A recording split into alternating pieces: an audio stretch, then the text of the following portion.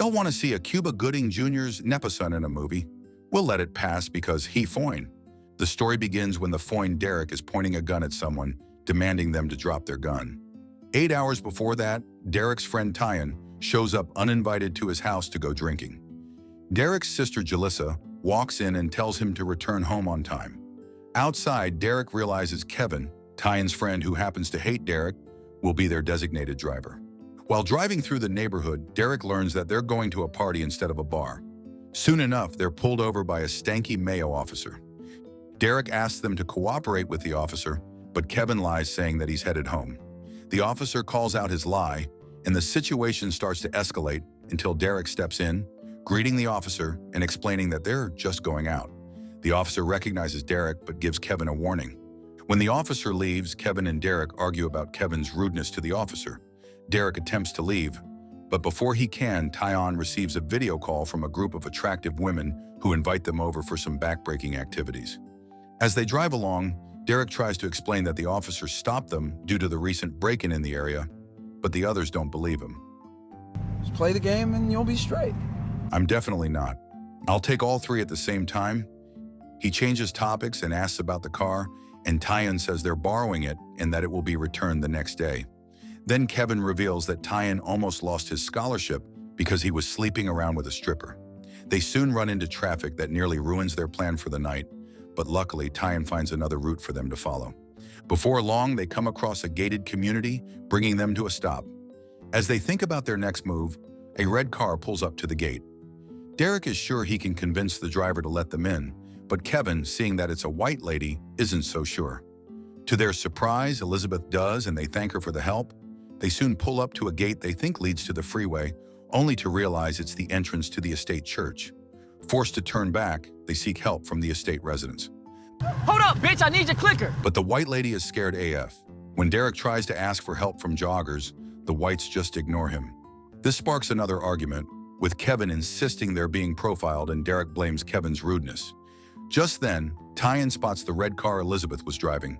He suggests asking her for help again. As they approach, Tyan tells Derek to ditch his hoodie, so he does. Baby, ditch the shirt too. As they get closer, they see the woman from earlier arguing with a man. The argument quickly escalates into a fight until he accidentally smashes her head against the fireplace. Horrified, the boys try to leave, but the man spots them and chases them with a gun. Yo, Dawson's Creek is cracked. They quickly escape, and while hiding, Derek tries to call the police, but his phone dies. Kevin tries to call the homies, but Derek says it is a stupid idea, arguing that Kevin should call the police instead. Before the argument can go further, a boy confronts them, but before they can explain themselves, an older man arrives and hands him a shotgun. Oh my God. Panicked, they escape and Kevin drops his phone. They hide in a garage, urging Tyan to call someone, only for him to discover he left his phone in the car. Kevin finally snaps and starts yelling at Derek, drawing the attention of the killer, who shines a light into the garage, forcing them into silence. As he watches for movement in the garage, a woman distracts him with a greeting, calling him Jacob and warning that some unfamiliar boys were seen nearby. Jacob asks her where they were last seen, and she tells him towards the main road, so he heads there. Suddenly, an old man orders them to come outside and ask what they were doing in his garage, adding that the police have been called. Derek, relieved, quickly explains that they witnessed a murder and the criminal is after them, then pleads to stay with Chris until the police arrive. The man agrees as long as they're fine with him being armed. Boy, I would not be trusting Santa Claus in his off-season. Inside, Tyan admires Chris's display case, and they bond briefly over football. Tyan mentions his scholarship and his knee injury from blowing too many men. Chris asks them to explain what happened. When they describe the killing, he is shocked. When he realizes it's Jacob's house, his tone immediately changes and he pulls out a gun, saying the house they had described belonged to his pastor, Jacob, and his wife, whom they claim he killed, was away in Austin. Tyan swears on his cross that they're telling the truth, which seems to calm Chris down. Chris then calls Jacob to inform him of the boys' accusations, and Jacob replies that he's on his way. Chris orders them to stay put, saying Jacob would forgive them for the accusation. While Chris is distracted, Kevin throws alcohol in his eyes, and they run for the door, only to stop short when they see Jacob already arriving. They turn around and escape through the back, jumping over a fence. Tyan's injury worsens upon landing, and Derek drags him into some nearby bushes to hide. When Jacob arrives, Chris informs him that the boys got away and asks if his wife is still in Austin. Jacob confirms this and then tries to make it seem like the alcohol is influencing Chris's thoughts. Chris informs him that Bobby the sheriff would be arriving soon. Back in the bushes, Derek notices a party and tells the others that it's their way out of the place. Kevin, who's fed up with him, angrily informs him that the residents don't care about them, while Tyan quietly tells him that his method of trying to reason with the residents has failed them. This angers Derek, who blames their whole situation on Tyan always chasing cake. This causes the group to split up, with Derek heading towards the party alone. At the party, Derek is mistaken for hired help. I ordered champagne. I don't... This is Prosecco. When Derek says he doesn't work there, he's told to leave. Meanwhile, Kevin and Tyan are trying to figure out how to leave when they come across a different house party. There they meet Roxy, who's a guest at the party. She agrees to help them if they help her leave the party. Before they can leave, however, Preston, who's throwing the party, corners them and convinces Roxy to stay another hour. Since they cannot leave without her, Tyan stays with Roxy while Kevin searches for a phone.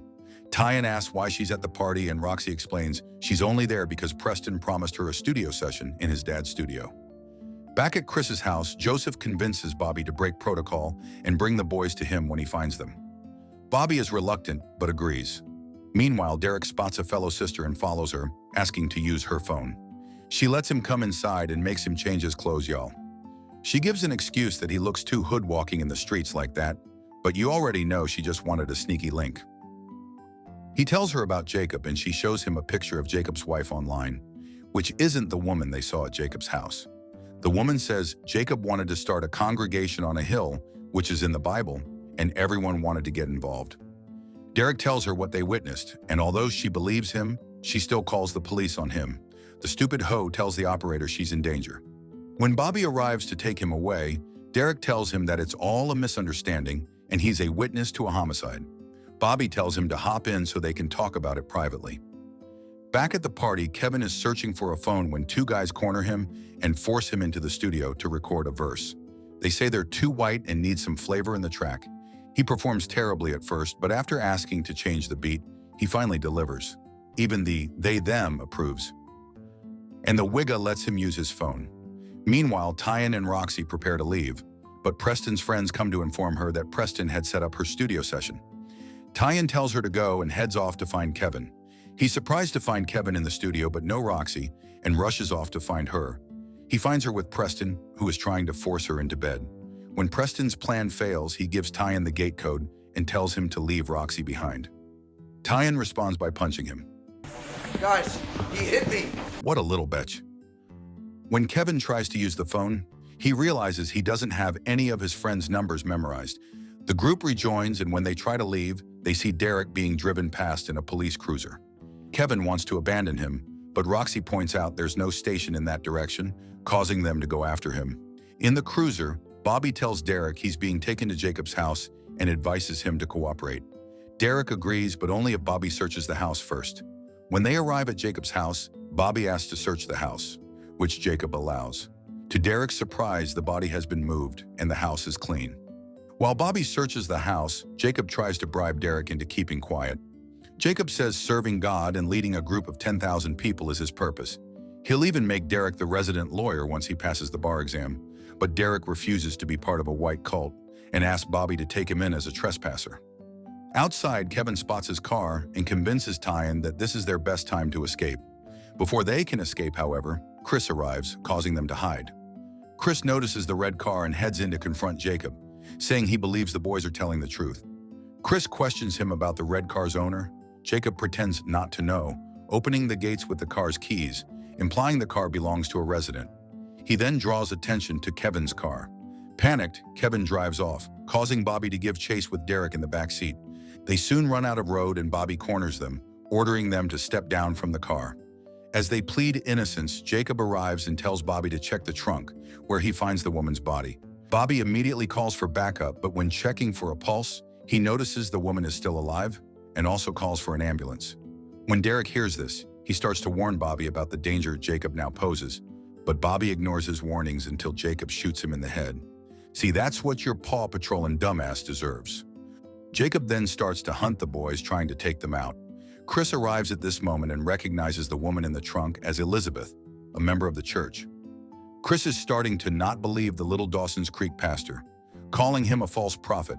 Taking advantage of the distraction, Derek grabs Bobby's gun, creating a standoff, and Chris pointing a gun at Derek. Jacob pretends to surrender, then shoots Chris dead when he drops his guard.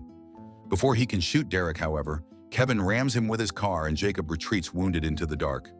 As the boys watch, they hear the woman in the trunk groan. They finally drive out of the estate, and Derek calls Julissa for help. They take Elizabeth to the hospital and hand her over to the nurses. Meanwhile, an injured Jacob returns home and packs some money to skip town. But as he's leaving, he looks at the plans for his church and seems to change his mind. When Derek gets home, he asks Kevin to return the car to the lot so he can keep his job, while Tyne follows him inside to explain things to his mom. However, they find the Mayo already waiting for them, holding Derek's family hostage. As Kevin drives away, he notices Jacob's car parked along the road and stops. As he considers what to do, he sees a police car driving past. Back at Derek's house, Jacob asks where Elizabeth is, but Derek refuses to answer, so Jacob shoots Tyne in the leg to pressure him.